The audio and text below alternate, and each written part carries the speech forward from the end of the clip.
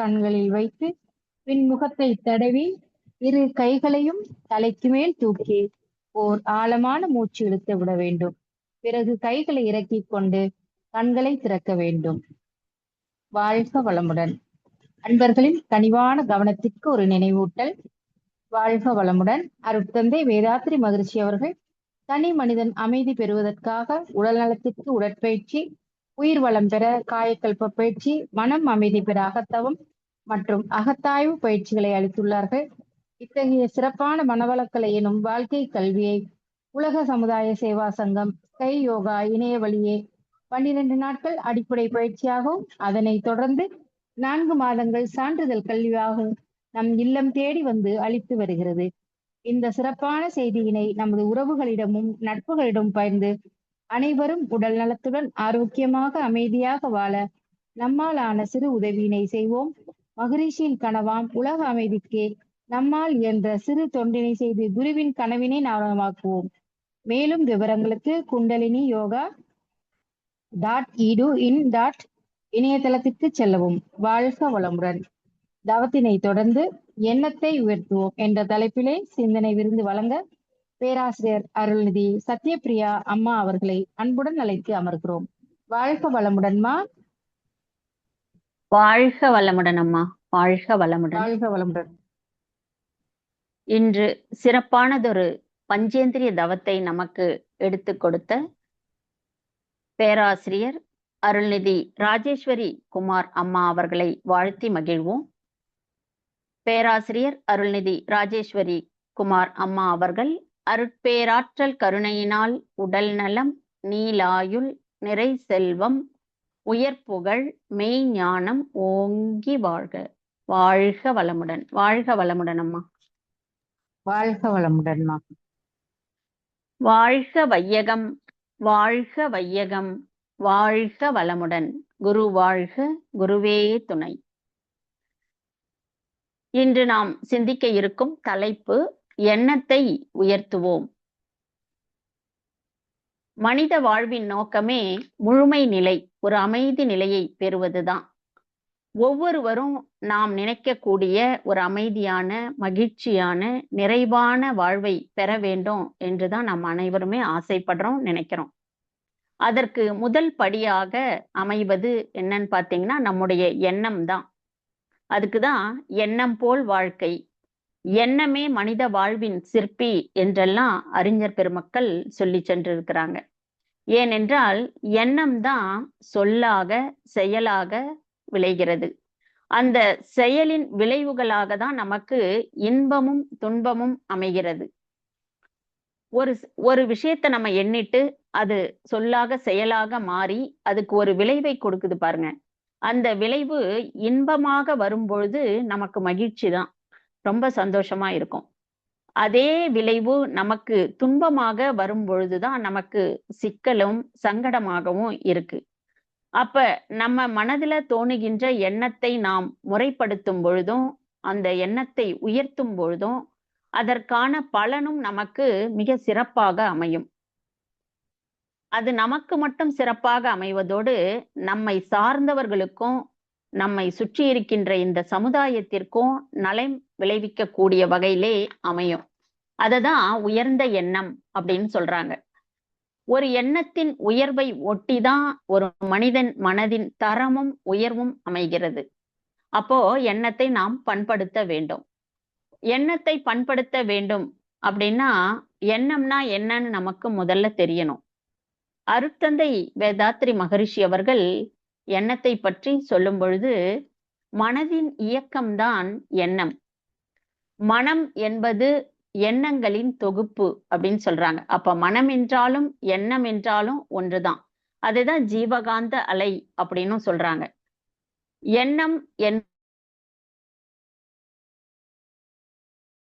பண்ணோம் இல்லைங்களா, தோல், நாக்கு, மூக்கு, கண், காது, இந்த ஐம்புலன்களின் மூலம் நாம் பெற்ற அனுபவங்கள் இந்த மனமானது இந்த வெளி நிகழ்ச்சிகளோடோ இந்த பொருளோடோ ஒரு நபரோடோ தொடர்பு கொண்டு ஏற்கனவே அது பெற்றிருக்கின்ற அனுபவத்தோடு ஒப்பிட்டு கணித்தல் தான் எண்ணம் அப்படின்னு அருட்தந்தை சொல்றாங்க. இந்த எண்ணத்தை வந்து காலம், தூரம், பருமன், வேகம் என்ற 4 அளவைகளை கொண்டுதான் அந்த மனம் கணிக்கிறது அப்படின்னும் எண்ணத்திற்கு விளக்கம் சொல்றாங்க. அப்போ மனம் தூய்மையாக இருந்தால்தான் நமக்கு நல்ல எண்ணங்கள் தோன்றும். ஏன்னா எண்ணம் தான் ஏற்கனவே சொன்னது போல சொல்லாக, செயலாக மலர்ந்து அந்த விளைவுகள் எல்லாம் அந்த கரு மையத்தில் பதிவுகளாக நம்முடைய கரு மையத்துல போய் பதியுது. அப்ப மனம்னா ஜீவகாந்த அலைன்னு சொல்லியிருக்காங்க சாமிஜி. இந்த மனம்தான் மூளை வழியாக இயங்கும் போது எண்ணமாக வெளிப்படுகிறது. இந்த மனித மனதுக்கு 2 வேலைகள் இருக்காம். 5 புலன்கள் மூலம் வெளி உலக சூழ்நிலையோடு தொடர்பு கொள்ளும் பொழுது அது அங்க அந்த விஷயங்கள் அனுபவத்தெல்லாம் சுருக்கி கருமையத்துல பதிவு செய்கிறது, ரெக்கார்ட் பண்ணுது. இந்த கருமையத்தில் இருப்பத பின்பு இந்த மூளைக்கு கொண்டு வந்து எண்ணமாக விரித்து வெளியே நமக்கு காட்டுது. அதனால்தான் மனவளக்கலை பயிற்சியில பாத்தீங்கன்னா உடற்பயிற்சியா இருந்தாலும் சரி, காயக்கல்ப பயிற்சியாக இருந்தாலும் சரி, எந்த பயிற்சி செய்தாலும் அந்த மனதிற்கு அற்புதமான ஒரு வேலையை கொடுத்திருப்பாங்க அருட்தந்தை அவர்கள். வெறும் நம் கையை மட்டும் சுத்துவதாலேயோ, அதாவது இந்த கையை மேல் தூக்கி 4 மூச்சு போடுறோம், கீழே இறக்கி 2 மூச்சு போடும் பொழுது நம்ம உடல் உறுப்புக்கு மட்டும் நாம் அசைவு கொடுப்பதில்லை.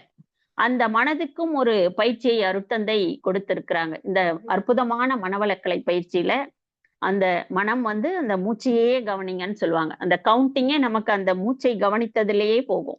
அப்ப மனதிற்கு ஒரு வேலையை கொடுக்குறாங்க. வெறும் உடற்பயிற்சி மாத்திரம் கிடையாது. நம்முடைய பயிற்சிகள் அனைத்துமே மனதிற்கான பயிற்சிகள். அதனால்தான் அருட்தந்தை அவர்கள் மனவளக்கலை பயிற்சிகள் அப்படின்னு நம்முடைய பயிற்சிக்கு அருட்தந்தை அவர்கள் பெயரிட்டு இதை அருளி இருக்கிறாங்க நமக்கு. அது மட்டும் இல்லாம மன வளத்தை பெருக்கிக் கொள்வதற்கும் மனம் தன் வலிமையை பெருக்கிக் கொள்வதற்கு அகத்தவ பயிற்சிகளை 9 தவங்களை கொடுத்திருக்காங்க. அடுத்த கட்ட பயிற்சியாக, அடுத்த நிலை பயிற்சியாக மனமையே கண்காணித்து கொண்டு நம்முடைய மனதை நாம் தூய்மை செய்து கொள்வதற்கு அகத்தாய்வு பயிற்சிகளாக கொடுத்திருக்கிறாங்க. அப்போ மனித மனம் வந்து விழிப்பு நிலையிலிருந்து தவறும் பொழுது, அவேர்னஸாக இல்லாத போது, விழிப்பு நிலை என்ன சாதாரணமா சொன்னா எச்சரிக்கையோட இருப்பது.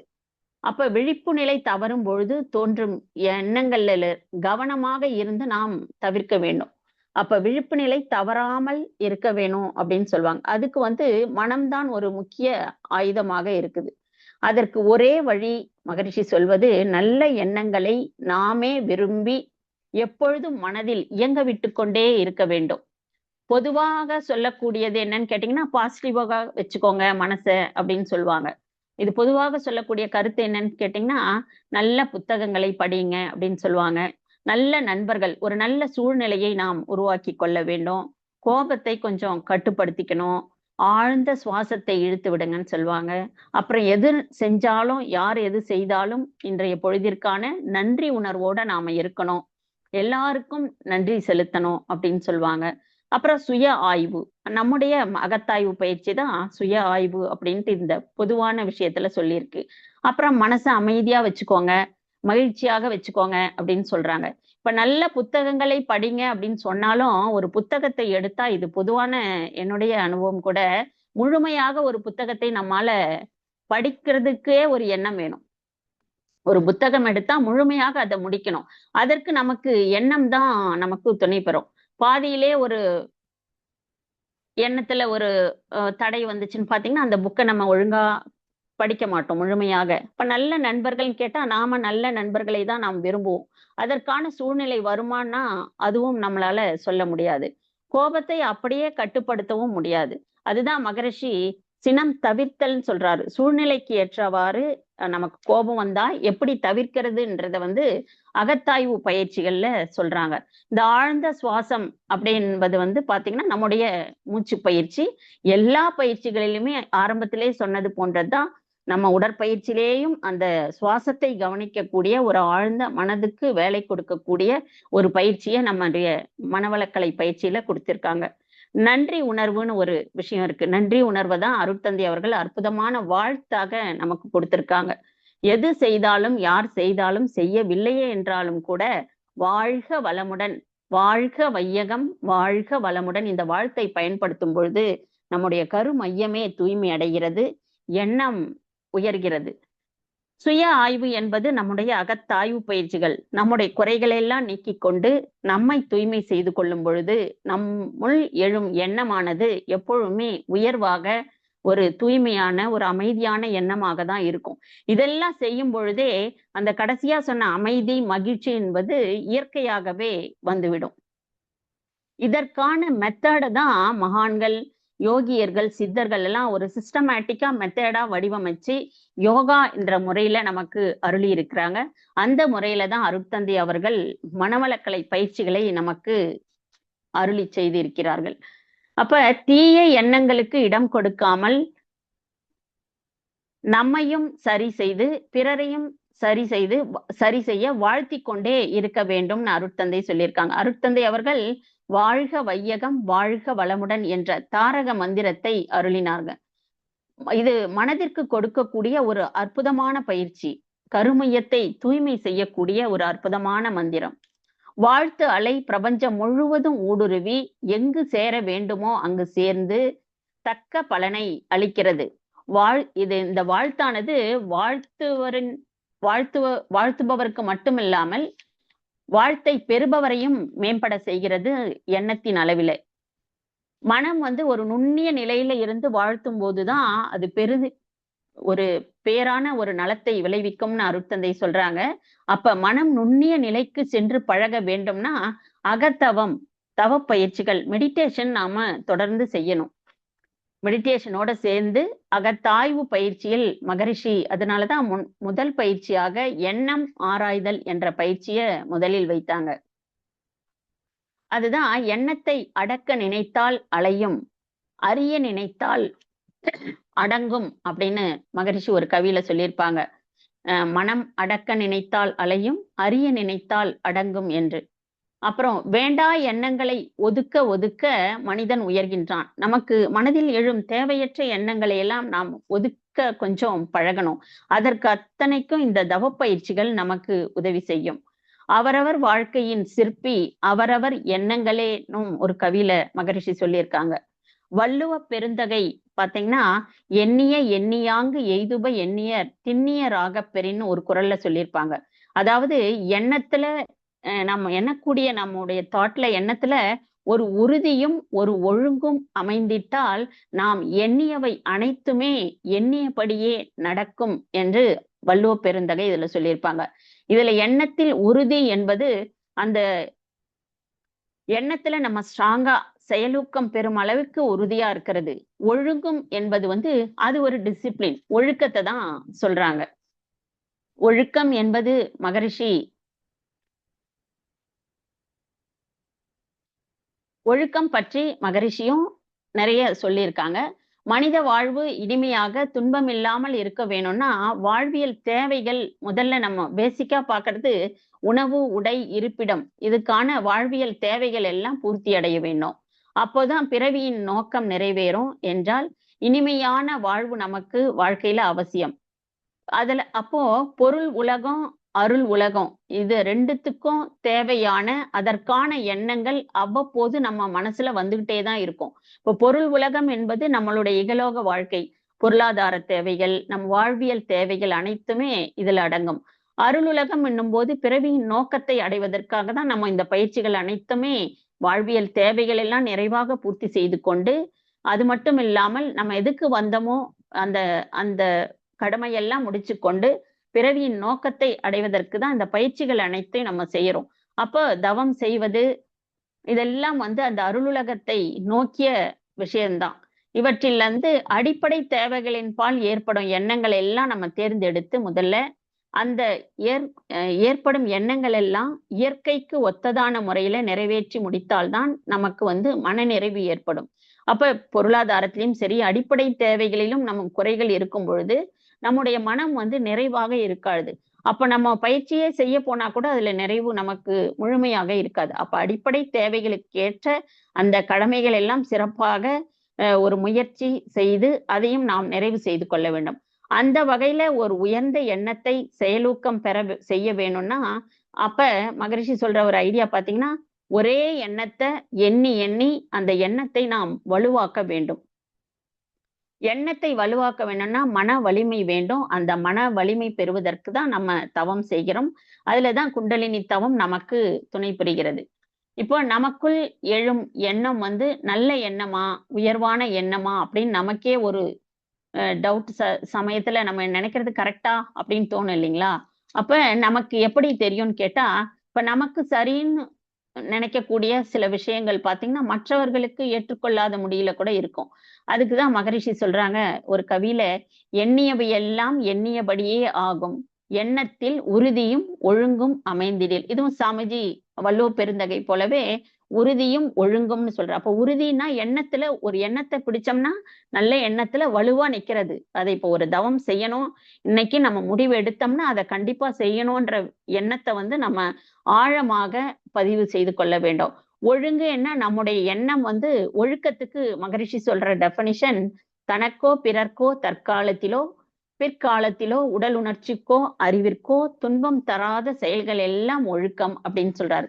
அப்ப துன்பம் தராத செயல்களும் மற்றவருடைய துன்பத்தை போக்கும் செயல்களையும் தான் நற்செயல்கள், உயர்ந்த செயல்கள் அப்படின்னு சொல்றோம். இத புண்ணியம்னு மகரிஷி சொல்லுவாங்க. இந்த நற்செயல்கள் செய்யணும்னா அந்த நல்ல எண்ணங்கள் வேணும். உயர்ந்த எண்ணங்களை நாம் உள்ள போட்டுக்கிட்டே இருக்கணும்.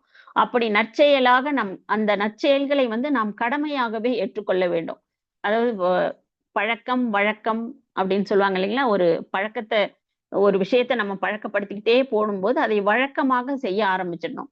நற்செயல்கள் இப்படிப்பட்ட நற்செயல்கள் உயர்ந்த எண்ணங்களை நடைமுறைப்படுத்தி இது போன்ற செயல்களை எல்லாம் செய்து உயர்ந்த எண்ணங்களை எல்லாம் நடைமுறைப்படுத்தி தானும்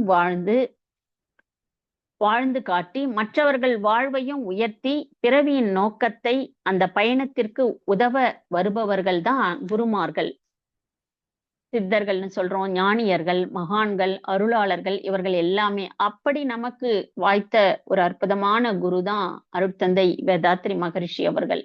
அருட்தந்தை அவர்கள் ஒரு கவியில சொல்றாங்க, வாழ வேண்டும் என்று எண்ணி வந்ததில்லை, எனினும் வந்துவிட்டோம், வாழ வேண்டும் ஆயுள் உள்ள மட்டும், வாழ்ந்தவர்கள் அனுபவத்தை தொடர்ந்து பற்றி அப்படின்னு.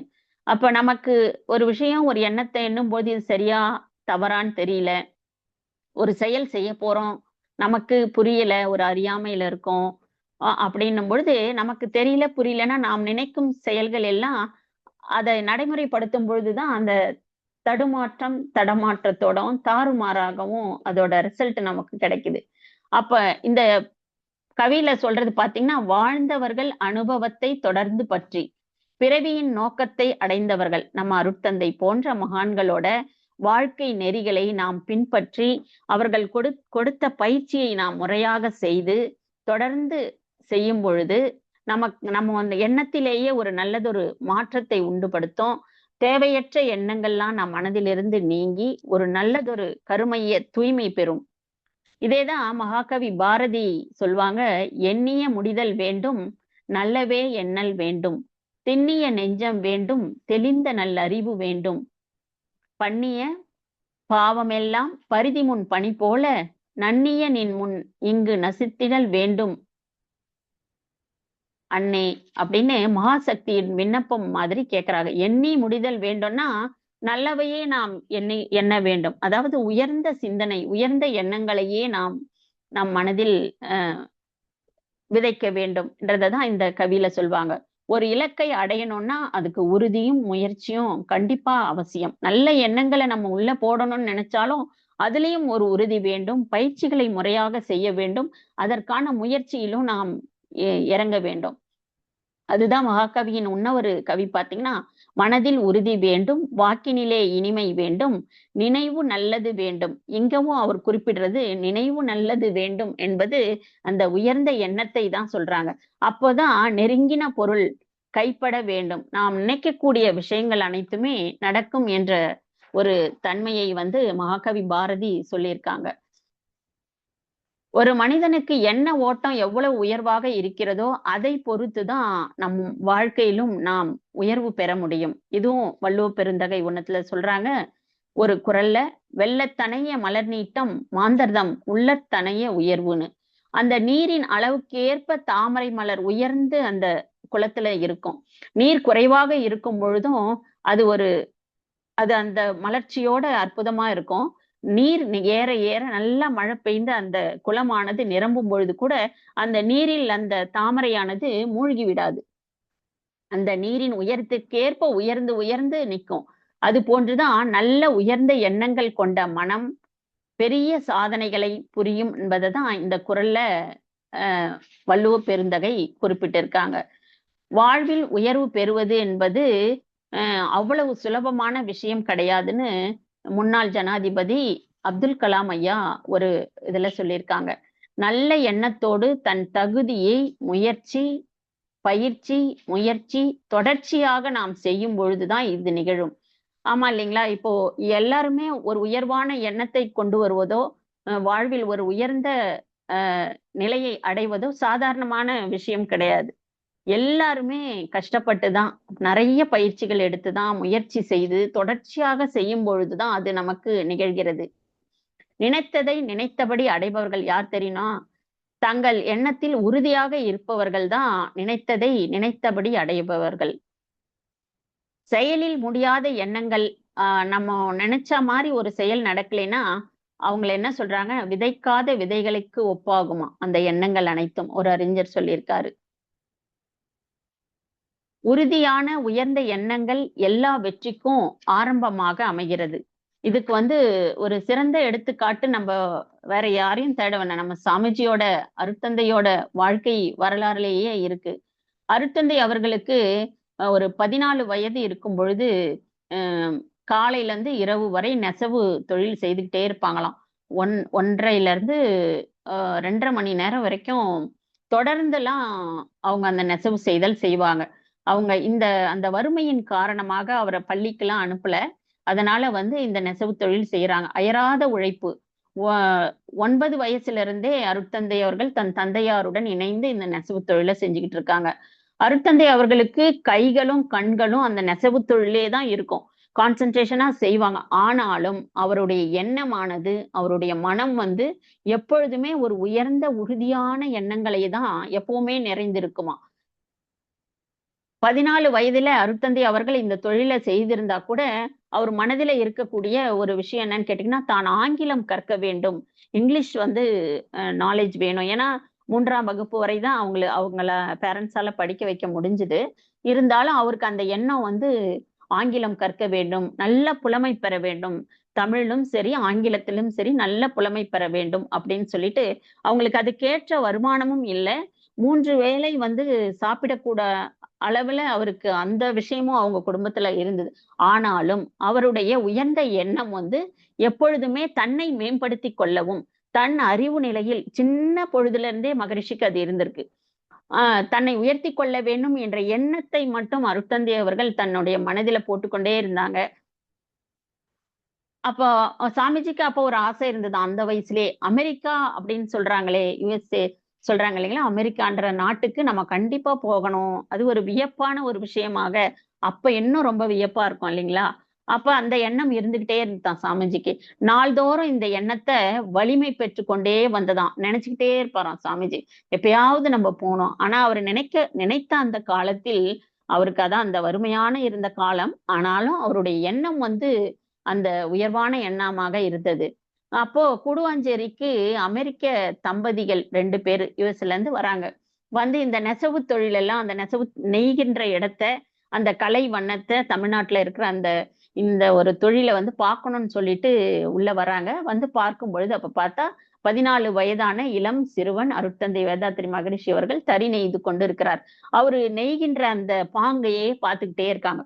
ரொம்ப சிறப்பா பார்த்து ரொம்ப வியந்து அவரை பாராட்டினாங்களாம். அப்ப அருட்தந்தை அப்பயும் விடல பாருங்க.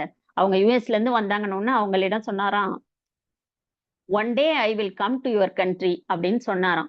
சாமிஜி, நான் ஒரு நாள் கண்டிப்பா உங்க நாட்டுக்கு வருவேன்ட்டு. அவங்களும் அதுக்கு கண்டிப்பா உன்னோட வருகைக்கு நாங்க எதிர்பார்த்துக்கிட்டே இருக்கோம், மகிழ்வோடு எதிர்பார்க்கிறோம் அப்படின்னு அவங்க சொன்னாங்களாம். அன்று அருட்தந்தை அவர்கள் விதைத்த அந்த எண்ணமானது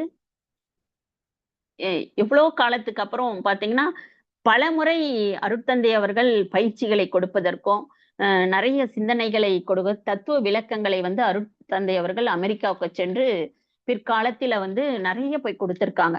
அந்த எண்ணமானது அதான் எண்ணியவன் விதைத்தவன் உறங்கினாலும் விதைகள் உறங்குவதில்லை அப்படின்னு சொல்றது போல அருட்தந்தையோட அந்த அற்புதமான எண்ணம் வந்து அதற்கு காலம்தான் கொஞ்சம் எடுத்தது பாருங்க.